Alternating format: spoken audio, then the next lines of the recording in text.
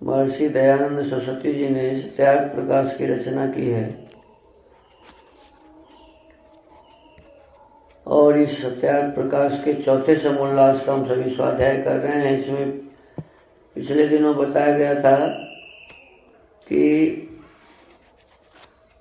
पुनर्विवाह में क्या क्या दोष हैं। तो कहा कि स्त्री पुरुष में प्रेम न्यून होना,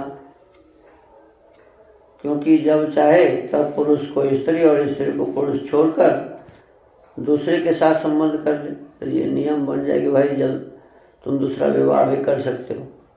दूसरा विवाह कर लेगा, पहले के साथ संबंध खत्म। दूसरा दोष क्या है?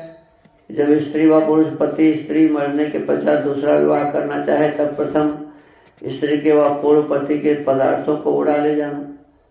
अब पति ने गहना दिया है, मतलब दूसरा विवाह कर लेगा तो सब गहना लेकर के चली जाएगी दूसरी। ऐसे भी बहुत सारे पति पत्नी के संबंध ऐसे हैं कि उनके सामान सब इकट्ठे रहते हैं, तो पति के सामान को ले जाएगा या पत्नी के सामान को ले जाएगा। इसीलिए पुनर्विवाह का ये दोष हो गया।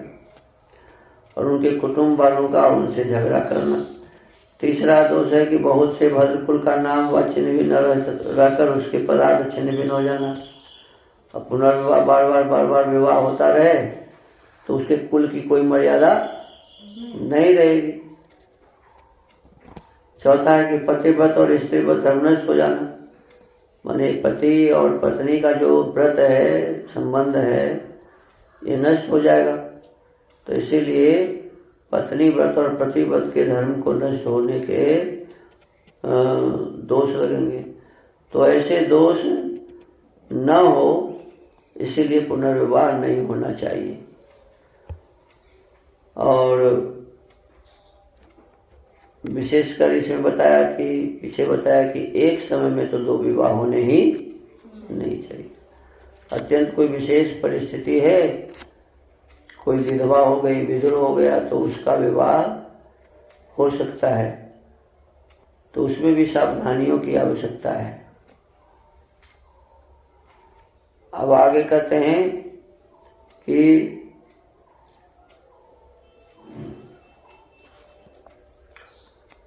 जब वंशच्छेदन हो जाए तब भी उसका कुल नष्ट हो जाएगा। और स्त्री पुरुष व्यभिचार आदि कर्म करके गर्भपात आदि बहुत दुष्ट कर्म करेंगे, इसलिए पुनर्विवाह होना अच्छा है। तो उसमें उत्तर देते हैं कि पुनर्विवाह से अच्छा है कि नियोग कर ले। अभी नियोग क्या होता है, इस पर चर्चा हो। नहीं, क्योंकि जो स्त्री पुरुष ब्रह्मचर्य में स्थिर रहना चाहें तो कोई भी उपद्रव न होगा। सबसे अच्छी बात है कि स्त्री मर भी जाए और पुरुष यदि ब्रह्मचर्य पूर्वक इस संसार में, समाज में रहे, दूसरों की सेवा करता रहे तो अच्छी बात है। या पुरुष मर जाए तो स्त्रियों की उन्नति के काम करती रहे, ब्रह्मचर्य रखकर, व्यभिचारी न बने, व्यभिचार न करे। और यदि मान लो कुल चलाना है तो किसी के लड़का को गोद ले ले। जिसके 2, 3, 4, 5 लड़के होते हैं तो एक लड़के को गोद ले ले, अपना बेटा बना ले उसे। तो इससे भी क्या कहते हैं, कुल की रक्षा हो जाएगी। और कहते हैं ब्रह्मचर्य न रख सकें, किसी बच्चे को गोद न ले, तो फिर कहते हैं कि नियोग करके संतानोत्पत्ति कर ले। ये सबसे अंत में रखा है। पहले क्या कहा? पहले कहा कि ब्रह्मचर्य पूर्वक रहे, बच्चे को गोद ले ले, दूसरे बच्चे को अपनी गोद लेकर के अपना बना ले। और फिर अंत में कहा कि यदि ब्रह्मचर्य न रख सके और किसी बच्चे को गोद न ले सके तो फिर नियोग करके संतान उत्पन्न कर ले। तो नियोग क्या होता है, इसके समझ कहते हैं कि पुनर्विवाह और नियोग में क्या भेद है। मैंने फिर विवाह कर लेना और नियोग करके संतान उत्पन्न करना, इसमें क्या अंतर है? तो कहते हैं पहला अंतर यह है कि जैसे विवाह करने में कन्या अपने पिता का घर छोड़ पति के घर को प्राप्त होती है और पिता से विशेष संबंध नहीं रहता, और विधवा स्त्री उसी विवाहित पति के घर में रहती है। देखो, माने जब विवाह कर लेगी कोई महिला तो पति के घर चली जाएगी, चाहे वो दूसरा विवाह करे या तीसरा विवाह करे या पहला विवाह करे। पहला विवाह में पिता के घर से पति के घर जाएगी, और फिर दूसरा विवाह करे तो जहाँ के लड़का से विवाह करेगी वहाँ जाना पड़ेगा।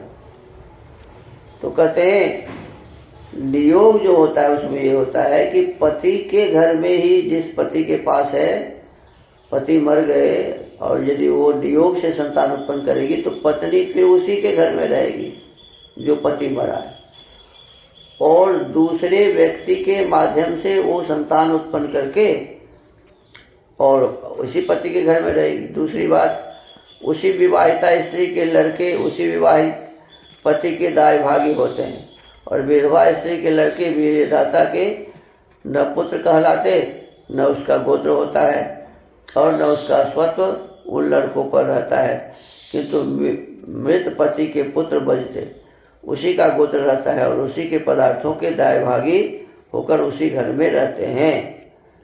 माने जिस माँ जिस पति के घर में रहती है, नियोग के पश्चात जो संतान उत्पन्न होगा तो उसके पिता जो मर गया है उसी का बेटा वो कहलाएगा। तीसरा, विवाहित स्त्री पुरुष को परस्पर सेवा और पालन करना अवश्य है। जब जिससे विवाह कर लेता है तो एक दूसरे का पालन करता है, सेवा करते हैं। लेकिन नियोग से जब संतान उत्पन्न करते हैं, नियुक्त स्त्री पुरुष का कुछ भी संबंध नहीं रहता, एक दूसरे से कोई संबंध नहीं रहता, केवल संतान उत्पन्न करने के लिए संबंध रहता है। चौथा, विवाहित स्त्री पुरुष का संबंध मरण पर्यंत रहता है और नियुक्त स्त्री पुरुष का कार्य के पश्चात छूट जाता है। माने जो विवाहित पति पत्नी है तो जीवन पर्यंत साथ रहते हैं, और जो नियुक्त होता है कोई पति तो उसका कहते हैं कि संतान गर्भ में आ गया तो इसके पश्चात उसका संबंध छूट जाता है। पांचवा कहते हैं विवाहित स्त्री पुरुष आपस में गृह के कार्यों की सिद्धि करने में यत्न क्या करते, और नियुक्त स्त्री पुरुष अपने अपने घर के काम क्या करते हैं। यानी वो एक दूसरे से अलग रहते हैं, अपने अपने घर के काम करते हैं। इनसे केवल वह संतान प्राप्त करने के लिए नियोग की विधि की जाती है। अब प्रश्न करते हैं कि विवाह और नियोग के नियम एक से हैं व पृथक पृथक, तो उत्तर देते हैं कुछ थोड़ा सा भेद है विवाह में और नियोग। जितने पूर्व कहा है, और यह कि विवाहित स्त्री पुरुष एक पति और एक ही स्त्री मिलके 10 संतान तक उत्पन्न कर सकते हैं। जब विवाह होता है तो 10 संतान उत्पन्न करने का विधान है, और नियुक्त स्त्री व पुरुष 2 व 4 से अधिक संतान उत्पत्ति नहीं कर सकते। अर्थात जैसा कुमार कुमारी ही का विवाह होता है, वैसे जिसकी स्त्री व पुरुष मर जाता है उन्हीं का नियोग होता है। यानी किसी का पुरुष का पत्नी मर गई या पत्नी की पुरुष पति मर गए तो नियोग करना केवल उसी के लिए है, कुमारी और कुमार के लिए नहीं, कुमारी का नहीं। जैसे विवाहित स्त्री पुरुष सदा संग में रहते, वैसे नियुक्त स्त्री पुरुष का व्यवहार नहीं, यानी फिर वो संग में नहीं रह सकते, किंतु बिना ऋतु दान के समय एकत्र न हो। और ऋतु दान का समय निश्चित होता है कि जिस दिन रजस्वला होती है महिला, तब से लेकर 16 रात्रि तक ऋतु दान का समय होता है। उसमें जिस दिन निश्चित है संतान उत्पन्न करने के लिए, तो कहते हैं कि बिना ऋतु दान के समय एकत्र न हो। जो स्त्री अपने लिए नियोग करे तो जब दूसरा गर्भ रहे उसी दिन से स्त्री पुरुष का संबंध छूट जाए, और जो पुरुष अपने लिए करे तो भी दूसरे गर्भ रहने से संबंध छूट जाए, परंतु वही नियुक्त स्त्री 2-3 वर्ष पर्यंत उन लड़कों का पालन करके नियुक्त पुरुष को दे देवे। ऐसा एक विधवा स्त्री 2 अपने लिए और 2 अन्य 4 नियुक्त पुरुषों के लिए 2-2 संतान कर सकती हैं,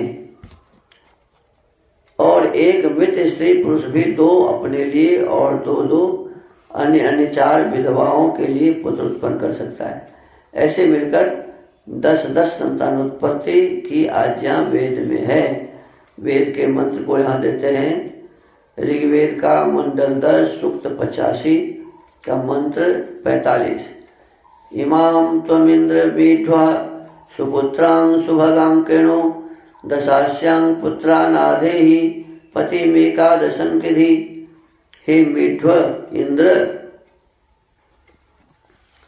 वीर सेचन में समर्थ ऐश्वर्य युक्त पुरुष, तो इस विवाहित स्त्री व विधवा स्त्रियों को श्रेष्ठ पुत्र और सौभाग्य युक्त कर, इस विवाहित स्त्री में 10 पुत्र उत्पन्न कर और 11वीं स्त्री को मान।